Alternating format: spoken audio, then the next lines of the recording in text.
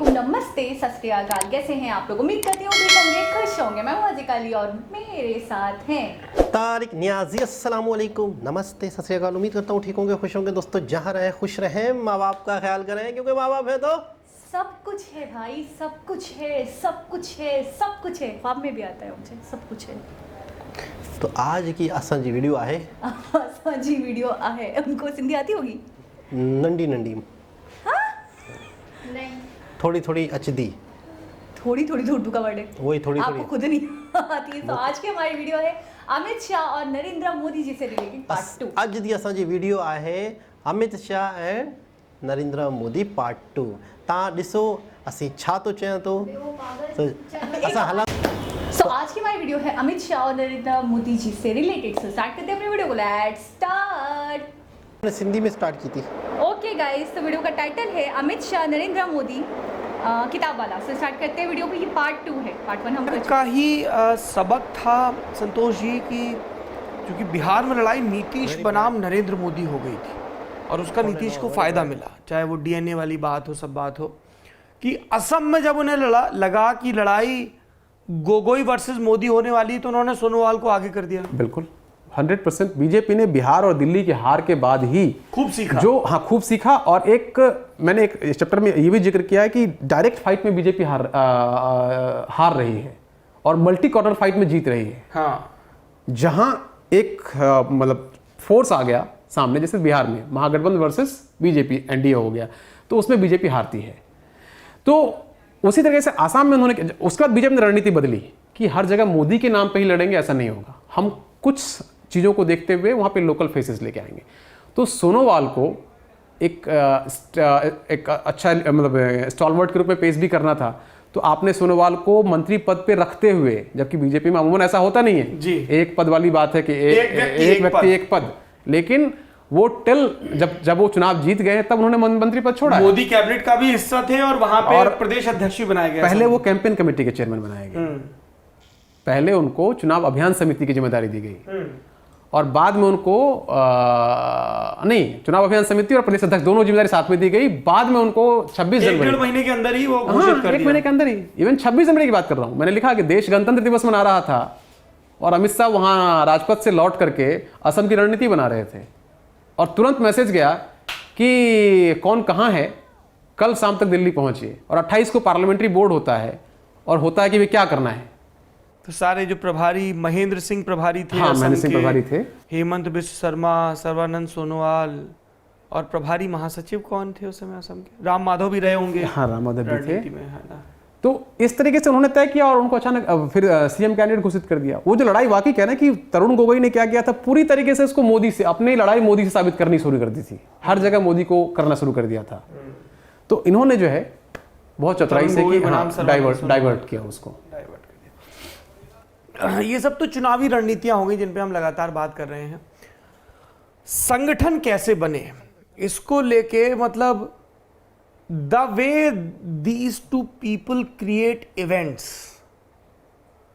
कि वो पहला राफेल डिलीवर होना है, अगर बिल्कुल जब हम ये बातचीत रिकॉर्ड कर रहे हैं तो उसको भी एक इवेंट बना दिया कि साहब रक्षा मंत्री जाएंगे, दशहरा है तो शस्त्र पूजा होगी, फिर उस पर 4 बयान, मल्लिकार्जुन खड़गे का बयान आ गया, तो संजय निरुपम का आ गया कि खड़गे तो नास्तिक है, शस्त्र पूजा पर मुद्दा बन गया, एक इवेंट बन गया।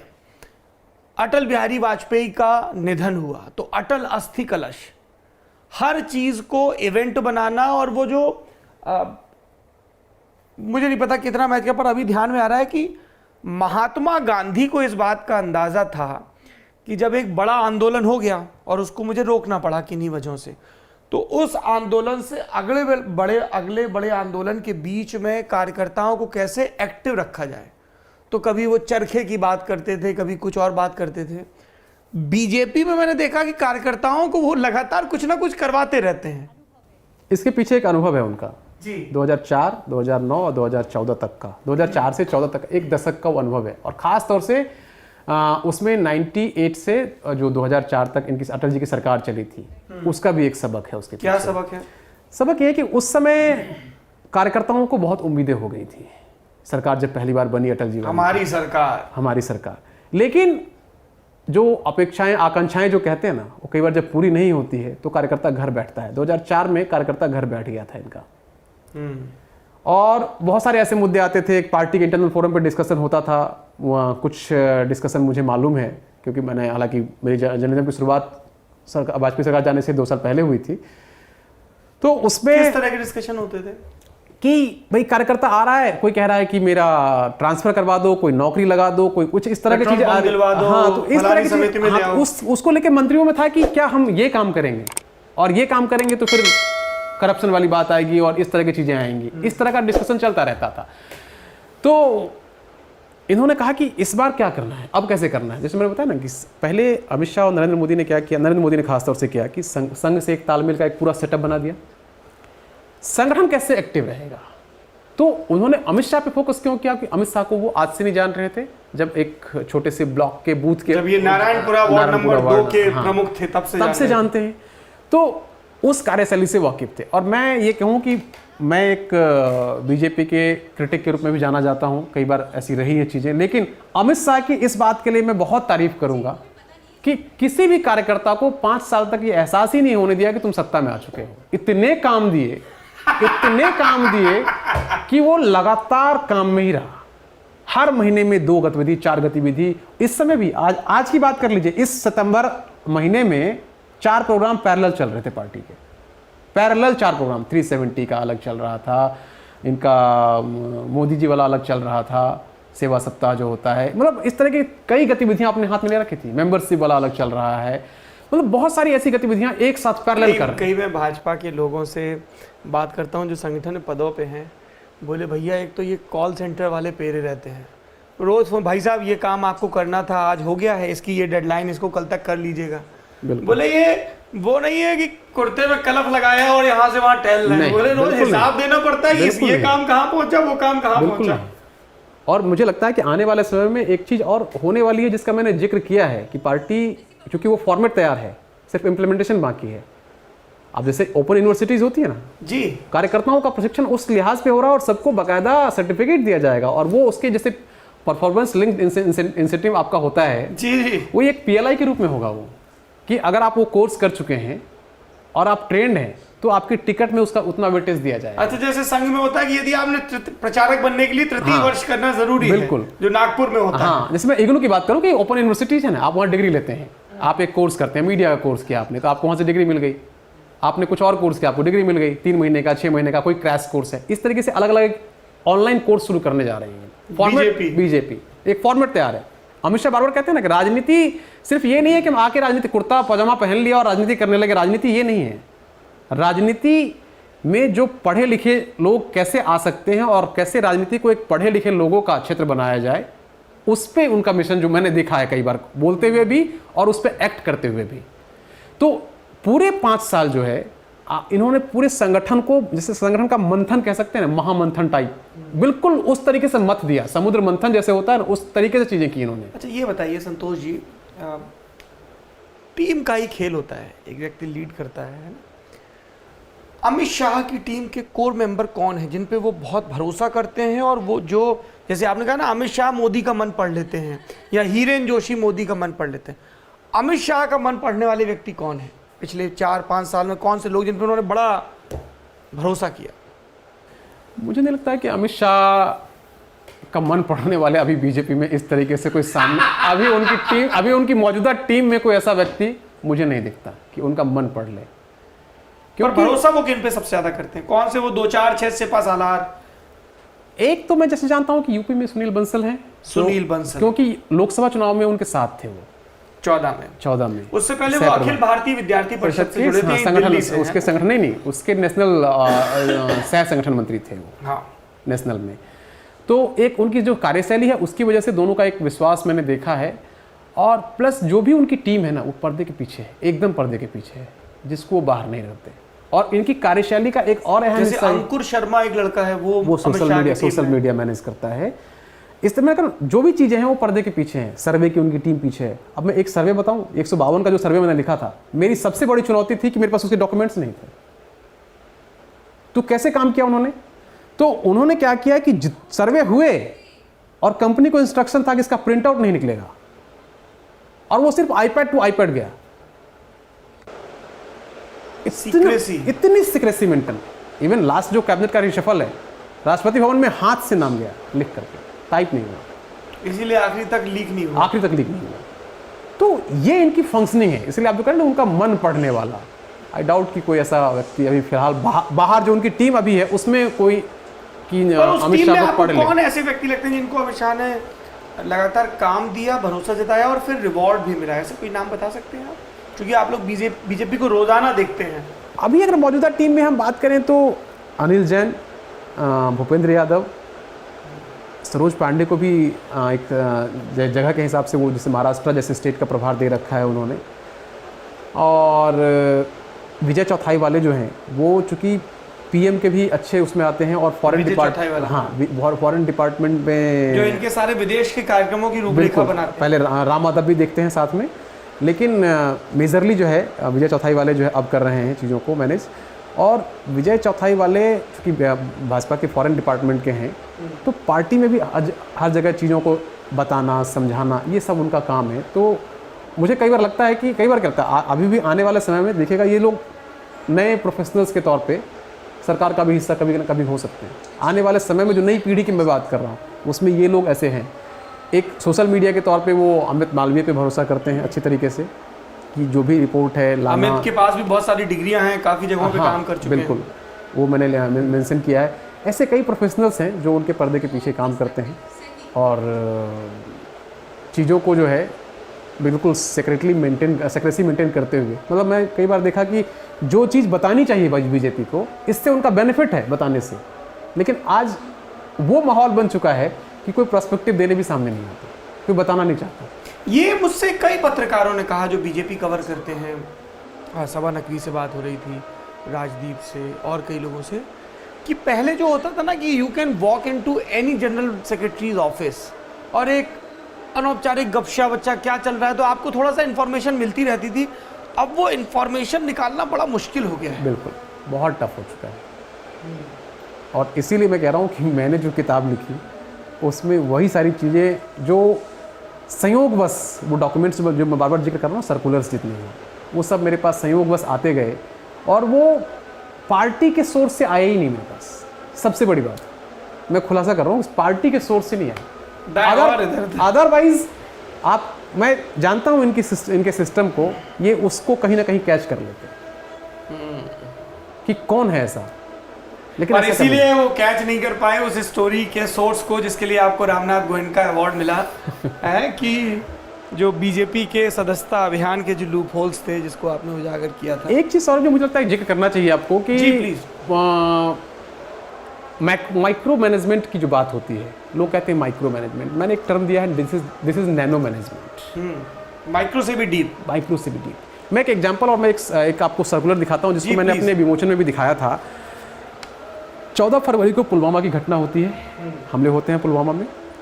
16 फरवरी को सत्ताधारी पार्टी इतनी हिम्मत नहीं कर सकती कि कोई धरना प्रदर्शन या कुछ ऐसे कार्यक्रम आयोजित करे, बिल्कुल नहीं कर सकती। जब शहीदों के शव उनके पैतृक आवास घर पे पहुंच रहे हैं, गांव में पहुंच रहे हैं, उस वक्त बीजेपी क्या प्लान कर रही है। दो एग्जांपल आप उसके माइक्रो और नैनो मैनेजमेंट की जो मैं बात कर रहा हूं, आप इसको देखिए। इसमें लास्ट पैरा, ऊपर का पैरा तो छोड़ दीजिए, लास्ट पैरा बहुत ऐसा लिखा हुआ है कि डिस्ट्रिक्ट लेवल पे धरना होगा और वीर शहीदों को श्रद्धांजलि दी जाएगी आतंकवाद के खिलाफ। श्रद्धांजलि एवं धरना कार्यक्रम में बैकड्रॉप पर दोनों ओर कमल रहे तथा नीचे जिला इकाई का नाम रहे, लेकिन आपको झंडा नहीं लगाना है। इस घटना में शहीद का चित्र रखें एवं भारत माता का चित्र रखें। वक्तव्यों के माध्यम से श्रद्धांजलि एवं आतंकवाद के खिलाफ लड़ाई का संकल्प लें। समाज के प्रबुद्ध एवं विशिष्ट जनों की इस कार्यक्रम में भागीदारी सुनिश्चित करें। धरना का कार्यक्रम 2 से 3 घंटे का रहेगा। निर्देश directed by whom? Amit Shah. Amit Shah कह रहे हैं कि डिस्ट्रिक्ट लेवल पे जो बैकड्रॉप लगेगा वो कैसा लगेगा, ये तय हो रहा है आपको दिल्ली से। कब हो रहा है? 14 फरवरी को पुलवामा होने के सेकेंड डे, और ये तुरंत रिले भी हो गया होगा और पहुंच गया। 16 को गया, 17 को ये होना है, 16 को भेजा गया और 17 फरवरी को ये करना था। एक चीज जो बहुत इंपॉर्टेंट, जो माइक्रो मैनेजमेंट की बात और हो रही है, उसी पुलवामा के समय 26 को बालाकोट होता है, बालाकोट से पहले 23 मई तक आपको ये सांसदों से मंगाया गया।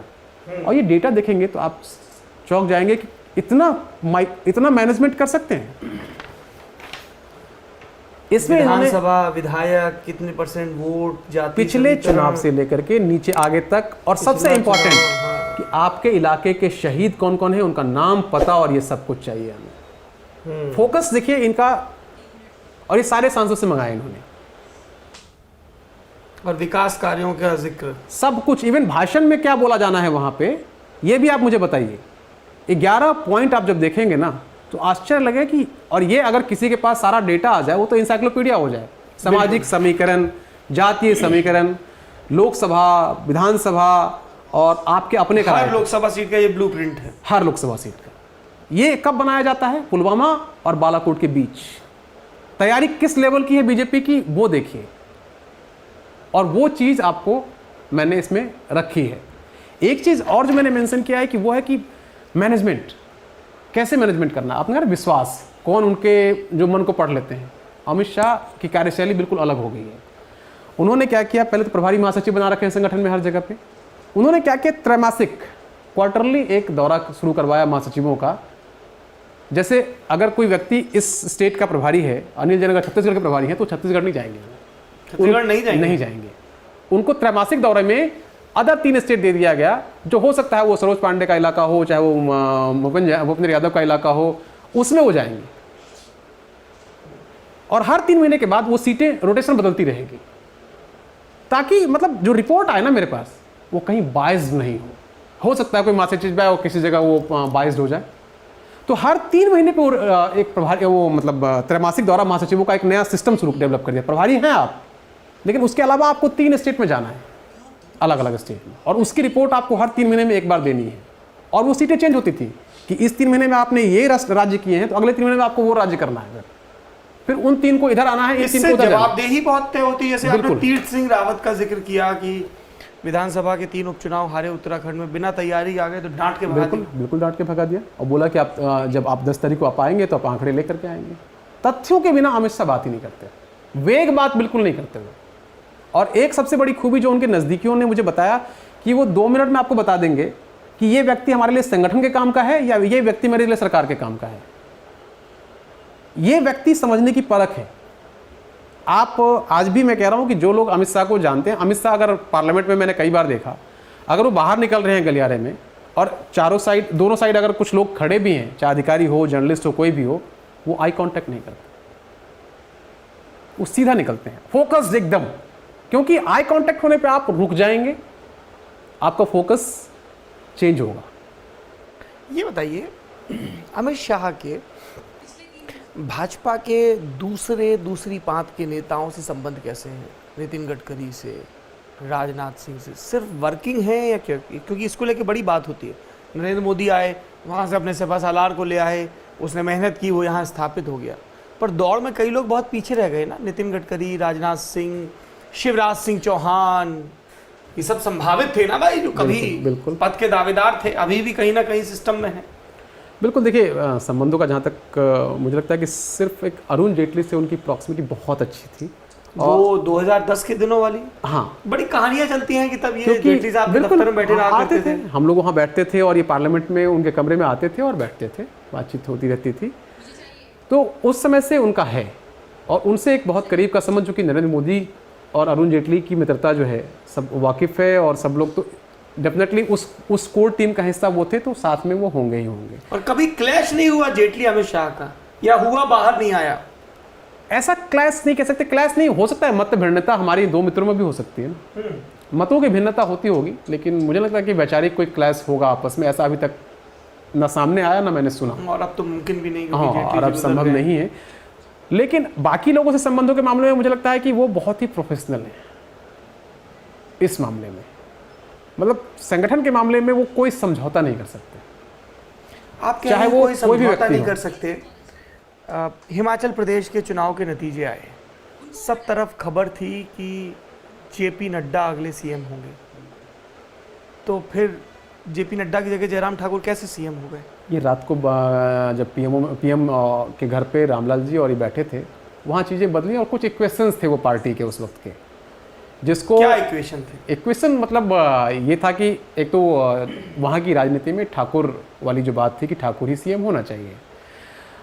चूंकि प्रेम कुमार धूमल चुनाव हार गए थे तो उनकी जगह कौन, तो ये चल रहा था कि जेपी नड्डा आगे बढ़े।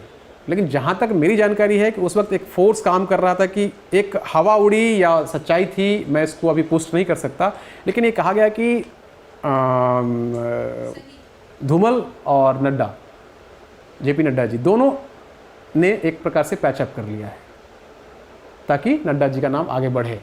इससे होता क्या कि जो ठाकुर लॉबी जिसको हिमाचल की राजनीति में कहते हैं, तो वो एक दबदबा सिर्फ प्रेम कुमार धूमल की ही फैमिली का या प्रेम कुमार धूमल का ही रहता है और आगे जाके अनुराग ठाकुर क्या धूमल की फैमिली को ये लग रहा था कि कोई और ठाकुर नेता उभरेगा तो आगे जाके हमारी संभावनाएं कम हो जाएंगी? ये एक इस तरह की बातें उस वक्त थी।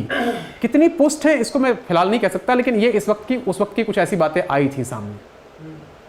और ये बात बिल्कुल सच है, 100% सही है, क्योंकि रात के 9:30-10 बजे तक भी जब हमने फाइनल उसमें इंक्वायरी की तो उसमें यही था कि जेपी नड्डा होंगे सीएम और जयराम डिप्टी होंगे, डिप्टी सीएम का फॉर्मूला लिया जाएगा और बाकी जो मंत्री बनाए जाएंगे उसमें मोस्टली ठाकुर होंगे ताकि वो जो चीज़ें हैं वो बैलेंस रहें।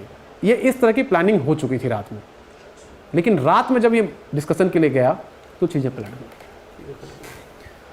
जेपी नड्डा, कितनी स्वायत्तता है उनके पास बतौर कार्यवाहक अध्यक्ष या आगे अध्यक्ष के तौर पे होगी? क्योंकि अमित शाह का तो इतना तगड़ा होल्ड है, अब वो गृह मंत्री भी हैं, लेकिन पकड़ कम नहीं दिख रही है। आप देखिए जिस दिन वो गृह मंत्री का चार्ज संभालते हैं उस दिन भी शाम को कार्यकारिणी की भाजपा की मीटिंग लेते हैं। बिल्कुल लेते हैं, उनकी एक शैली है, क्योंकि उनके पास कार्यभार इतना बढ़ गया है कि अब डेली रूटीन के काम वो नहीं कर सकते, करने में उनको दिक्कतें आ रही हैं। तो जो पॉलिसी डिसीजन है, बाकी जो मेजर डिसीजंस हैं, उसके लिए तो वो अवेलेबल होते हैं या उनसे सलाह मशविरा होता है, लेकिन जो एग्जीक्यूशन है बहुत सारे कामों का वो नड्डा करते हैं, तो वो जेपी नड्डा के हाथ में है और वो बाकी टीम को अब कोऑर्डिनेट भी कर रहे हैं, सब कुछ चला रहे हैं। क्योंकि अभी वो कार्यकारी अध्यक्ष हैं तो अभी उनके पावर नो डाउट वो बहुत सारी जगहों पे अमित शाह से पूछ के ही काम करेंगे आज के समय में। अब जब फुल फ्लेज हो जाएंगे जनवरी 2020 के बाद शायद जब फुल फ्लेज हो जाएंगे तो फिर उनकी जो अपनी वर्किंग है वो सामने आएंगी। अब हम लगभग इस इंटरव्यू के आखिरी छोर पे पहुंच रहे हैं। प्रवास पे बड़ा जोर है, जरा हमारे दर्शकों को बताइए ये प्रवास संस्कृति क्या है, इस पे इतना जोर क्यों है? प्रवास तो देखिए जनसंघ के जमाने से इनका चला आ रहा है, ये संस्कृति जो आप बता रहे हैं ना, कई लोगों को नहीं पता होगा कि प्रवास क्या होता है। जनसंघ और संघ के ज़माने से है सारी चीज़ें। मतलब प्रवास ये है कि आप किसी एरिया में जा कर के आप रुके वहाँ पे और संगठन की गतिविधियाँ करें। और इसमें जो एक बदलाव अमित शाह के समय ये हुआ कि भाई एक कल्चर आ गया था पार्टी में कि होटलों में रुकेंगे और बड़े एक जो 5 स्टार कल्चर की बात महाजन के ज़माने से। लेकिन इन्होंने कहा कि आप भाई कार्यकर्ता के घर रुकेंगे और कार्यकर्ता के घर अगर पॉसिबल नहीं हो पा रहा है किन्हीं कारणों से तो आप सर्किट हाउस को तरजीह देंगे, होटलों को तरजीह नहीं देंगे। एक ये नई परंपरा जो एक्चुअली पुरानी परंपरा थी, पुरानी है, जो जनसंघ भाजपा और संघ की परंपरा थी। अमित शाह यही काम शुरू से करते रहे हैं, गुजरात में भी यही काम करते थे और यहाँ भी रहते हुए उन्होंने यही काम किया। यूपी में जब प्रभारी महासचिव बने तब भी यही काम किया। उनकी ये फंक्शनिंग थी। उनकी एक फंक्शनिंग और थी कि जब वो प्रभारी हैं या अध्यक्ष हैं और वो जिले में दौरा कर रहे हैं या कहीं जा रहे हैं तो उनकी गाड़ी में 2 से 3 घंटे तक एक आदमी ज़्यादा नहीं बैठ सकता था, बैठ सकता है। आज की फंक्शनिंग भी बता रहा हूँ मैं। उससे क्या होगा कि आप लगातार पूरे दिन साथ रहे तो आप पूरे एरिया में एक ऑरा बनाएंगे कि अमित शाह के साथ हम साथ में दिन भर थे और अमित शाह मुझे बहुत ऐसा करते हैं। वो ऐसा होने ही नहीं देते और उनको वो टाइम भी यूटिलाइज करना है, तो जो आपको बताना है 2 घंटे में बताओ। हाँ, अगले को आने तो प्रवास में जो प्रवास का जो पूरा सिस्टम है इनका कि संगठन को इस तरीके से पूरा ओवरऑल कर देना। और एक और इसमें मैं आपको दिखाऊंगा कि अगर आप आश्चर्य करेंगे कि ये जो महासचिवों वाला मैंने बताया था आपको जी, ये आप देखिए फॉर्मेट लोकसभा चुनाव के लिए इन्होंने बनाया था कि अमित शाह एक बार प्रवास करेंगे। वहाँ वो लोकसभा चुनाव की 11 लोगों की एक टोली बना रखी थी। उस टोली से बात करेंगे, दिन भर की मीटिंग कैसे होगी इसका एक पूरा खाका यहाँ से जाता है। इवन एक ऑप्शनल प्रोग्राम क्या क्या होगा वो भी पूरा खाका जाता है, वो भी सर्कुलर मेरे पास यहाँ मौजूद है। लेकिन प्रवास की बात हो रही है तो मैं प्रवास बताऊँ। प्रवास करने के बाद महासचिवों का दौरा शुरू होना है। ये लोकसभा चुनाव की तैयारी देख लीजिए इनकी। और तैयारी जब करनी है तो सब कुछ black and white, written point wise. अब ये देखिए, प्रदेश में राष्ट्रीय अध्यक्ष के प्रवास के उपरांत विस्तृत विवरण क्या है, बैठक कर फॉलोअप कराएं और विवरण दें। कार्य समिति का गठन कितनी संख्या है, पिछली 3 बैठकों की तिथि बताएं। मोर्चों का गठन एवं उसकी बैठक, पदाधिकारियों में क्या क्या कार्य विभाजित है। कोर ग्रुप की नियमित बैठक, उसका रजिस्टर और पिछली 6 बैठकों की तिथि बताइए। प्रकोष्ठ और विभाग, जो पार्टी के सेल्स होते हैं वहां तक की पूरी योजना। फिर यही चीज जिला पे, यही चीज लोकसभा में, यही चीज विधानसभा में, यही चीज मंडल में, शक्ति केंद्र में, बूथ। 7 लेयर पूरा स्ट्रक्चर है, पूरा स्ट्रक्चर है। बूथ, शक्ति केंद्र, मंडल, विधानसभा, लोकसभा और जिला, प्रदेश और देश। ये पूरा स्ट्रक्चर बना करके, और एक एक चीज अब जब लोग ये और इसका सख्ती से पालन, क्योंकि नियम तो बिल्कुल। देखिए बहुत पार्टियों में बहुत बनते हैं। बिल्कुल, ये रिपोर्ट चाहिए होता। अमित शाह के फंक्शन में बताया ना कि ये रिपोर्ट मुझे चाहिए, और हर महासचिव को इसी फॉर्मेट में रिपोर्ट देनी है, कोई वेग नहीं। और ये कितना टू द पॉइंट है। जैसे बूथ का आपने पूछा, बूथ में मैनेजमेंट कश्मीर से लेकर कन्याकुमारी तक हर बूथ वाले एरिया में 5 दीवारों पे कमल पुते या नहीं पुते, उसकी पूरी डिजिटल शॉट्स यहां तक आना चाहिए। फोटो भेज के अपलोड, फोटो भेज के अपलोड करिए, अपलोड करिए। हर बूथ पे 5 कमल हुए कि नहीं, हर बूथ पे हमारे 5 ऐसे बाइकर्स होने चाहिए जो कमिटेड हो, हमारे कार्यकर्ता। और उनका फोन नंबर भी दीजिए। फोन नंबर, 5 ऐसे सोशल मीडिया वाले लोग हों, और खास तौर से जो दूसरी पार्टी के लोग जो बूथ वर्कर बने हुए हैं, उनमें जो अच्छे लोग काम कर रहे हैं, उसको हम कैसे अपनी ओर ला सकते हैं। ये भी वो पार्ट ऑफ बूथ स्ट्रेटजी जो 22 पॉइंट मैंने लिखे हैं इसमें, उसमें एक अहम हिस्सा है। दूसरी पार्टी के बूथ वर्कर को अपने साथ कैसे जोड़ना है। एक आखिरी सवाल, जब मैं चुनाव कवर कर रहा था तब मैंने देखा एक कैंडिडेट अमित शाह ने चुना जिसको लेके मुझे खुद पार्टी बहुत असहज दिखी। वो कैंडिडेट थी प्रज्ञा ठाकुर, भोपाल से। क्या था इसके पीछे, रणनीति क्या थी, और आखिरी में ऐसी क्या नौबत आई कि पार्टी के बड़े बड़े नेताओं को भोपाल में कैंप करना पड़ा? देखिए, इसके पीछे बहुत सिंपल रणनीति थी। पार्टी ने जो चुनाव का मुद्दा बनाया, राष्ट्रवाद की जो बात आई, राष्ट्रवाद के बारे में मेरा ये कहना है और मैंने इसमें लिखा भी है कि राष्ट्रवाद और संघ और बीजेपी के बीच एक अन्योन्याश्रय संबंध है, जिसको लोग कहते हैं कि पुलवामा से और बालाकोट से राष्ट्रवाद आया। ऐसा नहीं है, क्योंकि ये सब जो 5 साल की जो पूरी व्यू रचना है ना, वो एक स्पंज तैयार किया। स्पंज पे आप पानी गिराएंगे तो पानी सोख लेगा, लेकिन आप सरफेस पे, जो प्लेन सरफेस पे अगर पानी गिराते हैं तो पानी फैल जाएगा। तो स्पंज पहले तैयार किया गया था। बालाकोट से उपजा हुआ राष्ट्रवाद वो पानी था जो स्पंज पे गिराया गया। तो राष्ट्रवाद को, जैसे हम रेडियो का वॉल्यूम कम ज़्यादा करते हैं, राष्ट्रवाद उनके लिए ऐसा है। तो प्रज्ञा ठाकुर जो है वो चुनाव की स्ट्रेटजी का हिस्सा था, जो मेरे एक चैप्टर में लिखा है कि चरणों में चुनाव। चरणों में चुनाव मतलब 7 फेज में जो चुनाव हुए, 7 फेज के लिए अलग स्ट्रेटजी, हर फेज की अलग अलग स्ट्रेटजी थी, और वो पहले से चीजें तय थी। टिकट अनाउंस कब करना है वो भी तय था। बीजेपी ने इस बार 26 लिस्ट निकाली। वो पहली लिस्ट में 185 नाम दे दिए, और बाकी 200-250 नाम जो भी थे 226 के आसपास, वो उसके लिए 25 लिस्ट निकाली। वो सब स्ट्रेटजी का पार्ट था। और सेकेंड फेज में साध्वी प्रज्ञा का नाम आया। वो कैसे आया कि 3 अप्रैल को उत्तरकाशी जा रहे थे अमित शाह प्रचार के लिए। उत्तरकाशी जा रहे थे, रामलाल जी उनके साथ चार्टर प्लेन में साथ में थे, संगठन महामंत्री उस वक्त। तो डिस्कशन हुआ सीटों पे कि भाई क्या करना है, क्योंकि उसके बाद केंद्रीय चुनाव समिति कोई मीटिंग नहीं होनी थी। अध्यक्ष को अधिकार दे दिया गया था टिकट अब जो बाकी सीटों पे टिकट जो तय करना है। संघ लेवल पे उनकी चर्चा हो चुकी थी, और सामने दिग्विजय सिंह आ रहे थे भोपाल से, जिसने हिंदू आतंकवाद की बात की थी, जिन्होंने। तो हिंदू आतंकवाद की बात जो हुई थी, और मालेगांव ब्लास्ट में जिस तरीके से चीज़ें आई, और पहली बार संघ, इंद्रेश कुमार, बहुत सारे लोग जो नाम जिस तरीके से आए, संघ बहुत उद्वेलित था उस चीज़ों को लेकर के। तो ये तय हुआ कि हमको यहाँ पे प्रज्ञा ठाकुर को लाना चाहिए। और 3 अप्रैल 2019 उनका कैंडिडेट, जो साध्वी प्रज्ञा का कैंडिडेचर अनाउंस होता है 17 या 18 अप्रैल को, एक बार देखना पड़ेगा, 17 अप्रैल को शायद, सेकेंड फेज की वोटिंग से ठीक पहले। लेकिन वो तय आपको 3 अप्रैल को अमित शाह कर चुके थे। मैंने इसलिए पूरा वो विवरण लिखा है कि उन्होंने क्या बोला। तो अमित शाह ने कहा कि हमें वहाँ से साध्वी प्रज्ञा को लड़ाना है। एक तो हमको जो दिग्विजय ने इस्टेब्लिश किया था, दिग्विजय सिंह ने, उसका जवाब देना है दिग्विजय को हरा करके। और इसका फ़ायदा हमको, हिंदुत्व का फ़ायदा पूरे देश भर में लेना है, क्योंकि वो भगवाधारी हैं, सैफरन कपड़े पहनती हैं, साध्वी हैं, तो इसका फ़ायदा हमको मिलेगा और इसका मैसेजिंग पूरे देश भर में जाएगा हिंदुत्व का। इस लिहाज से उनको तय किया और हर फेज़ की, जो मैंने बताया ना, हर फेज़ की अलग अलग स्ट्रेटजी इसी तरीके से बनाई गई। उन्होंने राष्ट्रवाद भी लेके आए, वो विकास भी लेके आए। प्रज्ञा का कैंडिडेचर तय किया, लेकिन फिर इतना असहज क्यों हो गई पार्टी की? बड़े बड़े नेताओं को, मंत्रियों को तैनात करना पड़ा, क्या गड़बड़? उनके बयान लगातार आए जो नेगेटिव पब्लिसिटी की। उसके पीछे रीजन बहुत ये था कि भाई कार्यकर्ता, जो लोकल कार्यकर्ता थे, वो जो स्थानीय लोगों की अपनी एक आकांक्षाएं होती हैं, उनकी भी इच्छाएं होती हैं कि भाई ये सीट है और सेफ सीट है तो हमें मिले, या एमपी के ही किसी शिवराज किसी चौहान व्यक्ति को मिले। स्वराज लड़ लें। आलोक संजर वहां से सांसद थे, खुद की भी इच्छा, चूंकि सिटिंग एमपी। लेकिन चीजें इस तरीके से हुई कि उन्होंने इनको दिया। फिर साध्वी प्रज्ञा, चूंकि एक अपना काम करने का एक तरीका है उनका अपना, जिस तरीके से वो करती रही हैं, तो उनको कहा गया कि आप लोकल लीडरशिप से संपर्क करें।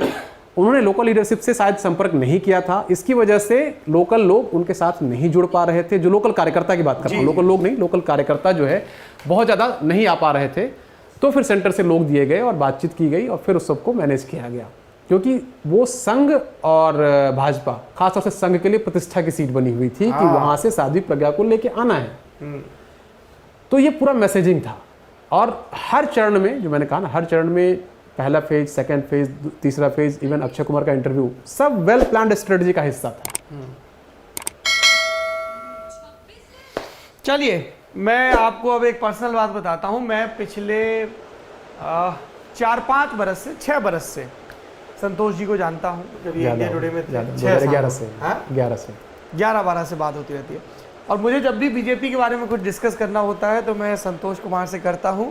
आज आप भी मेरे राजदार हो गए और मेरी टीम का हिस्सा हो गए, इसलिए आपके सामने हमने 1.5 घंटे लंबी बातचीत की है। बहुत बहुत शुक्रिया संतोष जी आपका। इनकी ये किताब आई है, आपको इस पूरी बातचीत से समझ में आ गया होगा कि किताब में कितने सम्यक तरीके से एक एक रणनीति के बारे में बताया गया है। भारत कैसे हुआ मोदीमय, ऐतिहासिक जीत की अंतरकथा। संतोष कुमार, जिसे छापा है प्रभात पेपरबैक्स ने, 300 रुपये इसकी कीमत है।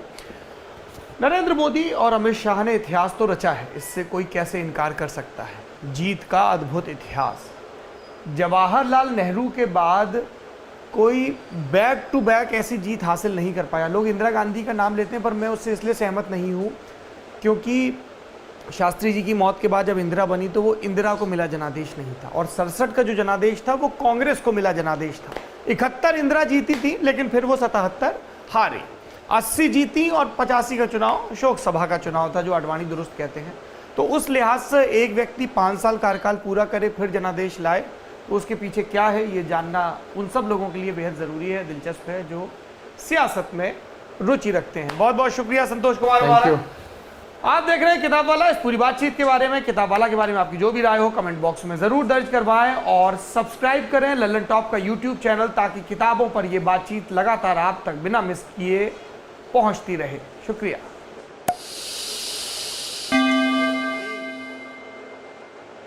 जी जनाब। अच्छा, मैं वाइंड अप की शुरुआत करना चाहूँगी कि politics is not a piece of cake. मतलब मुझे लगता था, हाँ ठीक है, थोड़ी बहुत गंभीरता होती होगी, थोड़े बहुत मसले मसाइल होते होंगे, लेकिन इस 1.5 घंटे की, 1.25 घंटे की वीडियो ने मेरी आंखें खोल दी हुई। मतलब कितना कुछ देखना पड़ता है, कितना कुछ सोचना पड़ता है, किस किस एंगल से सोचना पड़ता है, किन किन चीज़ों को मद्देनज़र रखना पड़ता है। मतलब ये नहीं है कि आप कुछ भी कर लो। फिर पार्टी के जो लोग हैं उनके बारे में आपको सोचना है, उनको लेकर चलना है, जनता के बारे में सोचना है, स्टेट के बारे में सोचना है। मतलब ये किसी आम इंसान का काम ही नहीं है। जो बहुत इंटेलिजेंट लोग हैं, मुझे ऐसा लगता है, अच्छा हमारी सियासत देखकर मुझे लगता था कि बेवकूफ़ से बेवकूफ़ बंदा कर सकता है, लेकिन नहीं भाई, बहुत ही मुश्किल तरीन काम है, बहुत ही दिमाग वाले का काम। हमारी वाली सियासत कोई भी कर सकता है, कोई भी कर सकता है, क्योंकि वो हमारी है। आपने ये सही कहा है कि सियासत जो हमारे मुल्क में होती है वो कोई भी कर सकता है, बस बंदा हो, चलता फिरता हो, हाथ पैर सलामत हो, ज़बान सलामत हो, और बस वो बेशक अटक जाती है वो ज़बान, वो एक अलग बात है, याद नहीं होते वो जुमले, वो एक इशारा किस तरफ है आपका? तो वो एक अलग बात है। लेकिन मैं एक जुमला कहूँगा, कहे। सारी बातें आपने सुन ली, सारी बातें मतलब है कि इस वीडियो में हो चुकी हैं। मैं सिर्फ एक जुमला कहूँगा, कह भी नहीं। हम बीजेपी को कख भी नहीं जानते थे। बिल्कुल। हम 0.0.1% भी नहीं। तो मैं ये समझता हूँ, मैं एक जुमला कहूँगा बीजेपी के बारे में, हम बीजेपी को कख भी नहीं जानते। बिल्कुल ऐसे ही, बिल्कुल 0.0% भी हम बीजेपी को नहीं समझते। अच्छा, हम समझते क्या थे? हम समझते थे बस ईमानदार लोग हैं, अपना काम ईमानदारी से कर। मोदी जी, अमित जी, नितिन गडकरी जी, नहीं इससे भी पहले से आ जाते हैं ना थोड़ा सा। तो अटल जी, जब हमने वीडियोस भी नहीं देखी थी उससे आ जाते हैं। तो ये है कि कि एक पार्टी है जो आरएसएस के बड़े ज़ेर असर है, जो अपने आप को, अपनी बात को मनवाने के लिए कुछ भी करती है, मतलब बहुत शुरू से आते हैं। उसके बाद फिर हमने कुछ वीडियोस देखी मोदी जी के हवाले से, उनके योगी जी के हवाले से, उनके लीडर्स के हवाले से, तो हमारी थोड़ी आंखें खुली। फिर हमें लगा कि बहुत अच्छी पार्टी है, नहीं बहुत अच्छे अच्छे नेता आए हैं सामने जिन्होंने काम किया है, जिन्होंने मुल्क की तरक्की में बहुत बड़ा किरदार अदा किया है। लेकिन वाकई बीजेपी क्या है, एक्चुअली क्या है, वो हमें शायद आज आइडिया हुआ है, वो ये भी 100% नहीं पता चला है हमें। बिल्कुल ऐसे ही मैं बता तो रहा हूँ कि हम बीजेपी को बिल्कुल भी नहीं जानते थे। बिल्कुल। लेकिन इस वीडियो से हमारी आंखें खुल गई हैं, कितना बेहतरीन ऑर्गेनाइज सिस्टम, कितना बेहतरीन एक तंजीम, एक तरतीब, एक डिसिप्लिन जो हमारी किताबों में लिखा हुआ है, अमल में नहीं लिखा हुआ। कायदे-ए-आज़म के 3 क्या है वो? ईमान, तंजीम, महकम, ठीक है, और तंजीम में यकीन मोहब्बत, यानी कि हमारी किताबों में ज़रूर लिखा हुआ है, ज़िंदगियों में नहीं लिखा हुआ। बीजेपी ने उस चीज़ पे अमल किया। अच्छा, एक चीज़ और मैं जो समझ रहा हूँ कि इनका जो तरीक़ेकार था, इनका जो अमल था, वो अमल था कि उनका एक छोटा सा कारकुन भी बगावत नहीं कर रहा। सही। यानी कि उनका जो अमल है वो उस तरीके से ट्रांसपेरेंट चल रहा है कि उनका एक आम कारकुन जो है उसके दिल में गिल्टी फील नहीं, यार मेरी तो गलत पार्टी थी। है ना, सब नहीं कुछ नहीं है। नहीं, एक कारकुन के जहन में ये ख्याल नहीं आ रहा, सॉरी यार मैं गलत पार्टी में आ गया यार। अब ये देखो वो अपने बेटे की नौकरी लगवा रहा है, वो यूं कर रहा है, वो तो देखो अमित शाह की गाड़ी में ना अमित शाह की चापलूसी कर रहा है। ये हर फील्ड में है, ऑफिस में तो वो अमित शाह की चापलूसी कर रहे हैं, वो मोदी जी के साथ कंधे पे लगा हुआ है। मोदी जी ने, अच्छा एक चीज़ और भी होती है चमचों को, कि कोई भी शख्स कोई बड़े ओहदे पे होता है, एक आध शख्स को अपने साथ रखता है, दोस्ती भी हो जाती है चमचागिरी के लिए, और चमचागिरी के लिए, मतलब चमचागिरी वो कर रहा है, लेकिन किसी न किसी इंसान को आदत हो जाती है कि यार ये कर लेना। अब अक्सर आप देखें इमरान खान के साथ 1-2 लोग आपको लाजमी चिपके हुए मिलेंगे, ठीक है ना, वो मतलब एक खास हो गए। फिर वीडियो में एक बात भी बोली उन्होंने, ये इससे पहले वाले पार्ट में जब हमने देखा था, तो उन्होंने ये भी बोला कि मोदी जी के लिए जो रूल्स रेगुलेशन है वो ऐसा नहीं कि उनके करीबी जो लोग हैं उनके ऊपर वो नहीं लागू कर रहे, दूर के लोगों पर लागू कर रहे हैं। जैसे हमारे यहाँ है 2 सिस्टम है, एक अमीर का और एक गरीब का। गरीब है उसने चोरी करी तो उसे सज़ा होगी, अमीर है उसने करप्शन करी तो उसे सज़ा नहीं होगी, ठीक है ना जी। तो वो अपने केसेस धुलवा लेगा, साफ़ करवा लेगा, अपने केसेस बंद करवा देगा। लेकिन यहाँ पे वो कह रहे हैं कि वो मोदी जी वो इंसान है जो नहीं भी जानते ना किसी को, लेकिन वो रूल उसके लिए भी वही है, और वो उनका करीब तरीन बंदा भी है ना, उनका राइट हैंड भी है, तो वो रूल उनके लिए भी है, वो रूल उनके खुद के लिए भी है। ऐसा नहीं है कि वो फ़र्का करे। एक लफ्ज़ हमने सुना आज, परवास, जिसे उर्दू में हम शायद यूँ कहें पड़ाव, यानी कि पुराने ज़माने में उड़ान को कहते हैं परवास, उड़ने को पड़ाव। एक होता है परवाज़, मैं ज़े वाली की बात परवास। अच्छा, परवाज़ नहीं, परवास ये है कि उससे थोड़ा सा पुराने दौर में चले जाते हैं, घोड़ों के ऊँटों के दौर में। सही, पड़ाव डालते थे। हाँ, यानी कि जो भी रास्ते में गांव आया, जो भी इलाका आया, जो भी जानने वाले आए, तो वहाँ पे कुछ दिन ठहरे, कुछ खाना पीना हुआ, सांस लिया, जानवरों को पानी पिलाया, खुद थोड़ा सा सैर हो गए, फिर सफ़र पे चल। तो पुराने दौर की रीत को इन्होंने दोबारा ज़िंदा किया। पता है आपको, सिर्फ होटलों का ख़र्चा किसी भी पार्टी के कारकुन जो करता धरता होते हैं अच्छा खासा हो जाता है। हम एक बंदे ने एक पूरी लिस्ट बना के दी कि पाकिस्तान के जो मिनिस्टर्स हैं, जो अच्छे ओहदों पे हैं, या सरकारी मुलाजिमीन हैं, बड़े 21-22 ग्रेड के ऑफिसर हैं, सिर्फ उनका ही खर्चा कम कर दिया जाए तो हमारा मुल्क गुर्बत से निकल आएगा। इतनी उन्हें सहूलतें दी जा रही हैं, इतना उन्हें ऐशो आराम दिए जा रहे हैं। आपको पता है एक सरकारी मुलाजिम के मुलाजिम कितने हैं? उसके घर के, एक तो बेहतरीन बेंगलो, उसके घर के मुलाजिम कितने? 33 नहीं करें यार सरकार की तरफ से। गरीब मुल्क जो बैंकरप्ट होने वाला है। लोगों ने लिस्टें निकाल निकाल के अब सामने फेंकने लग गए लोग कि भाई ये गरीब मुल्क है।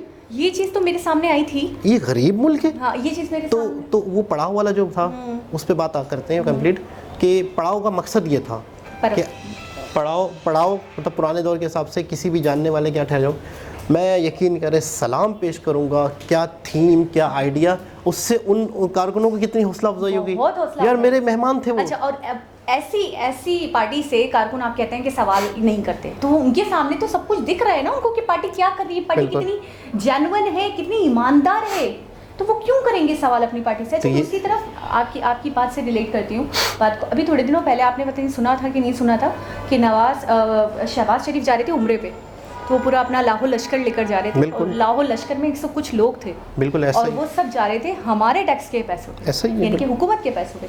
तो फिर जी बाकायदा उनके ऊपर ज्यूरी बैठी, बाकायदा उनकी जांच पड़ताल हुई है, तो लोगों को छांटा गया कि भाई इसको क्यों, अपने चचा को क्यों लेके जा रहे हो, अपने ताया को क्यों लेके जा रहे हो, अपने मामा को क्यों लेके जा रहे हो, पूरी फैमिलीज लेकर जा रहे थे। दूसरी बात मुझे एक बात बताएं कि इस तरह की सरकार के पैसों पे अगर आप हज करने उम्रा करने जाएंगे वो कबूल होगा? पहली चीज़ ये हो गई, ठीक है। दूसरी चीज़ ये हो गई कि लाल बहादुर शास्त्री जी के बेटे ने थोड़ी देर के लिए कार चला ली तो उसका पेट्रोल अदा कर रहे हैं, पेट्रोल के पैसे उन्होंने कहा सैलरी से काट लो। उफ, वो देश तरक्की नहीं करेगा, वो लोग तरक्की नहीं करेंगे तो क्या हम करेंगे? हम हमेशा पूछते हैं ना अंतर की वजह, बहुत साथ में आज़ाद हुए, अंतर की वजह, मैं कहूँगी सामने अंतर की वजह कि एक मुल्क के प्रेसिडेंट, एक मुल्क के मिनिस्टर इतने लाहौर लश्कर के साथ टैक्स के पैसों पे, गवर्नमेंट के पैसों पे जा रहे हैं, उनके ऊपर अच्छा कितनी जलालत है कि उनके ऊपर लोग बैठ रहे हैं, उनके ऊपर तहकीक हो रही है। उसी वक्त मदीना मुनव्वरा में चोर चोर के नारे लगे थे, इससे जलालत और क्या बड़ी हो सकती है? इनको तो जहाँ भी लोग देख रहे हैं तो चोर चोर भी कह रहे हैं। अच्छा, अमित शाह इतने ज़्यादा सीनियर हैं, मुझे लगता था मोदी जी बहुत सीनियर हैं, लेकिन अभी जैसे कि हमने वीडियो में देखा कि मोदी जी की तो मन की बात को अमित शाह बता सकते हैं।